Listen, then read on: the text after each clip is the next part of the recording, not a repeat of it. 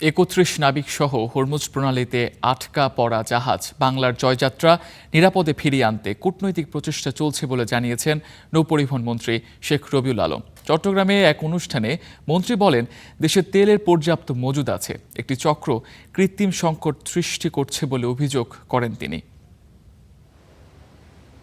মধ্যপ্রাচ্যে যুদ্ধ পরিস্থিতির জন্য ৩১ নাবিক নিয়ে ৪০ দিন ধরে আমিরাতে আটকা বাংলাদেশি জাহাজ বাংলার জয়যাত্রা শুক্রবার ইরান হরমুজ প্রণালীকে বাণিজ্যিক জাহাজ চলাচলের জন্য পুরোপুরি উন্মুক্ত ঘোষণার পর নোঙর তোলে জাহাজটি।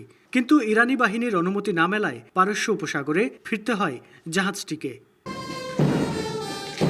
চট্টগ্রামে ন্যাশনাল মেরিটাইম ইনস্টিটিউটে প্যারেড পাসিং অনুষ্ঠানে এ বিষয়ে জানতে চাওয়া হয় নৌপরিবহন মন্ত্রীর কাছে।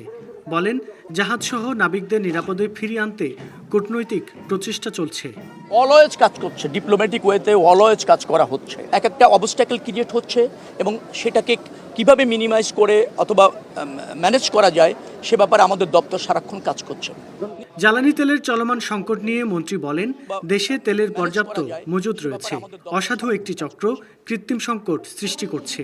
কৃত্রিম একটা সংকট তৈরি করার অপচেষ্টা আছে বিধায় আমাদের কাছে প্রমাণিত হয়েছে। কিছু চ্যালেঞ্জও আছে, তো সেই চ্যালেঞ্জগুলি মোকাবেলা করবার জন্য বাস্তবিকভাবে যা যা করণীয় সরকার তা করছে। অনুষ্ঠানে বহুল আলোচিত চট্টগ্রাম বন্দরের নিউমোরিং কন্টেইনার টার্মিনাল পরিচালনা ইস্যু নিয়েও কথা বলেন মন্ত্রী। জানান, টার্মিনাল পরিচালনায় চুক্তির ব্যাপারে পর্যালোচনা করছে সরকার। রুকনউদ্দিন, স্টার নিউজ, চট্টগ্রাম।